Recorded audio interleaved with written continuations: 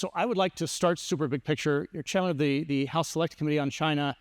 Why does it matter whether the U.S. wins the AI war with China? What's at stake here as we talk about this trade relationship and the AI relationship? Sure. Well, there's tremendous economic considerations, but also military and defense applications. And if you think of the Cold War, if you think of even when we developed the atomic bomb and you had people working on that advanced technology, it only lasted for about a 4-year period that we actually had an advantage over Russia. And so when you think about AI, it's a very similar thing where it's like a race to see who can lead and then who can dominate this area, and it has economic as well as national security impact. So let's talk some more details. The president was in the Middle East last week. He struck some major deals to send high-end chips to countries there. How worried are you that this will become the backdoor way that China gets access to some of our technology? And what needs to happen to prevent that from being the case? Well, it's an important consideration. And of course, you want to trust but verify, as President Reagan used to say, where, it's great that we can have American innovation and leadership in this area, but we have to have guardrails. We have to make sure that there isn't a backdoor to China, and China will use every opportunity to exploit that. And so I think as these deals come to fruition, as we see what the actual content, it's going to be very important to have those guardrails to be able to verify compliance with the standards that we set and make sure that that doesn't happen. So what role does your committee and the Congress in general have in making sure that's the case? Well, we're working on policy in this regard. I believe the Trump administration should have an America First chips policy. And what that would mean is we want to make sure we're the innovators, the leaders, and have American technology throughout the world, but with partners that will agree to keep that technology from entering into the hands of our foreign adversaries. So Jensen Huang, the CEO of NVIDIA, has said that just in the last 24 hours, last couple of days, that U.S. export controls are counterproductive and are incentivizing China to develop its own technologies more rapidly. Does he have a point? Do you disagree? What do you think? Well, I do think they're incentivized to develop their own technology, but I think he would be very much mistaken if he thinks that they wouldn't do that if they could just buy our technology. I mean, if you think about it, for the last 30 years, business leaders were thinking that China would want to partner with us and be a responsible actor in the world and would adhere to free market type principles. Instead, they've stolen our technology. They weaponized our technology against us. Their civil military fusion that they use, everything has defense applications, and they've become more and more militaristic. And so that's the concern. So yes, they're encouraged to develop it, but what they would do anyways is steal that IP and make sure that they dominate this area so they can dominate economically as well as militarily. You only have to look at some of these key technologies, whether it's batteries for EVs, critical minerals, you name it. They are using a strategy to drive out American business, to dominate a field, and then they leverage that and are willing to cut off critical minerals and other much needed things in our supply chains when it benefits them. Tell us about the Chip Security Act and more broadly, what specifically you would like to see enmeshed in law to try and keep this from happening? Well, I think it's important that we know where our chips are going because what happens is, third parties, if they're not trusted, they will enable that to get to our adversaries. And so it's important that, business has the capabilities to know who they're selling to and then ultimately where those chips end up, and there needs to be accountability for that. And so that's the goal through geolocation technology to make sure we understand where our best technologies end up and ensure that they don't end up in the hands of our foreign adversaries. And how do you handicap the legislative prospects? What do you hear from your colleagues in the Congress on moving in that direction? Well, I think the options for legislation on this are great because we work in our China Select Committee in a very bipartisan way, and we've tried to build that momentum. We've been doing more with the Senate on these things, and we've got a great partner in the White House. I feel that, President Trump is very engaged on these things. We heard from Secretary Rubio today of making sure that it's a priority that these technologies don't fall into adversaries' hands. And you already heard from Secretary Lutnick, who will be the key person on this, and we are excited to work with him on this. So I gather you and certainly the Trump administration have some real differences with how the Biden administration handled this. I'm talking about the AI diffusion rule.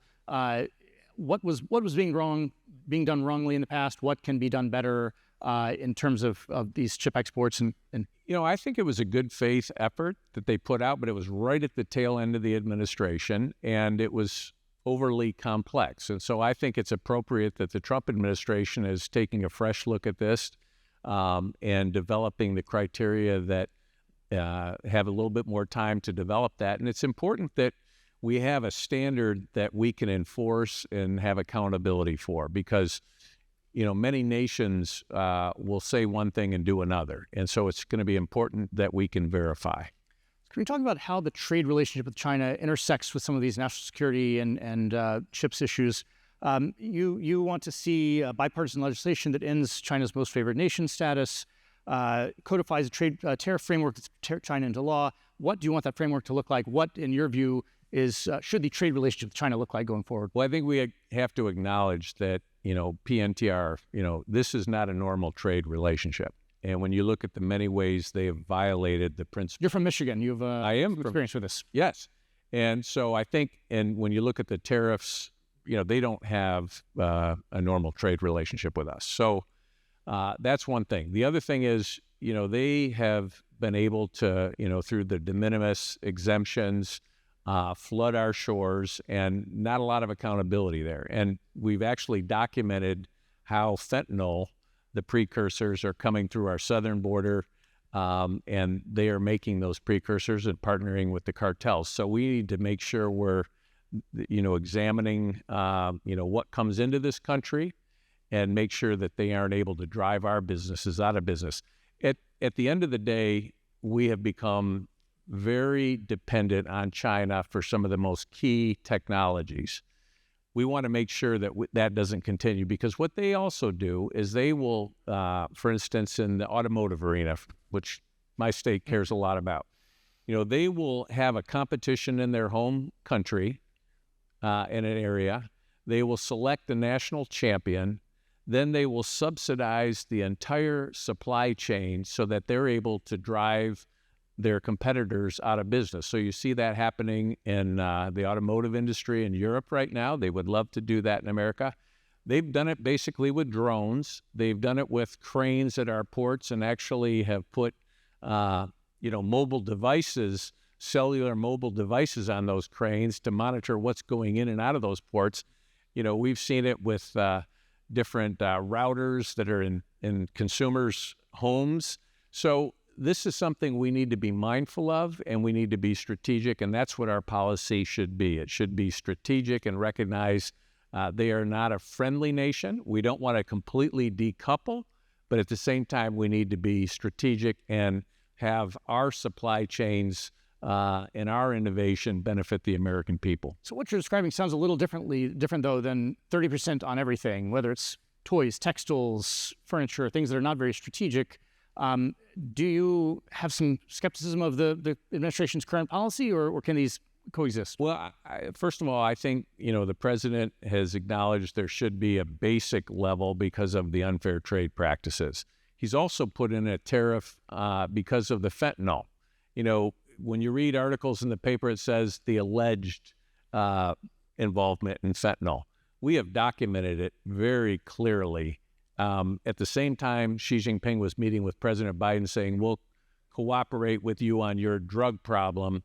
They were giving a tax rebate to chemical companies that would sell the precursors to fentanyl, the chemicals, not within China, but would export them to places like Mexico. So I think those baseline tariffs are very appropriate. I would actually argue for a higher tariff when it comes to critical technologies, whether it's batteries, semiconductors, technologies that we need to develop our industrial base, because they will, you look at how they leverage critical minerals when it suits their purposes.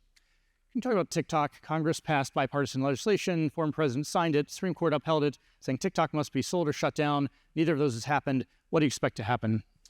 Well, I think we're getting to the end of a runway, and there was a runway in the legislation, but I think it's time that if ByteDance does not divest from TikTok, I think it should be shut down. There are investors who would like to purchase and follow the law, but ultimately it shows how the Chinese Communist Party really determines what a, quote, private business will do, like ByteDance, and they're basically saying, no, we won't sell it. And so they're willing to violate U.S. law in order to protect their interests of the Chinese Communist Party. So in many respects, it really just illuminates this problem that you have, that there is no private sector making decisions based on profit and criteria that we would consider, but rather is politically motivated by the interests of the Chinese Communist Party. So I'm going to finish with one big picture question that's way too big for 15 remaining seconds, but I'll try anyway. Do you believe that creating these higher walls between the U.S. and China on national security sensitive areas like chips, AI, mean also decoupling the broader economic relationship? Can these trade flows and financial flows continue even with these tough issues and disputes that we've... I think you need... China's going to be there. They've been there for 5,000 years. I think you do have to have some kind of a relationship. I think we need to reset the relationship and realize that the China we had hoped for 30 years ago is very different than the China we've received, and we need to be innocent as doves and shrewd as serpents. Chairman John Moolenaar. Thank you. Thanks.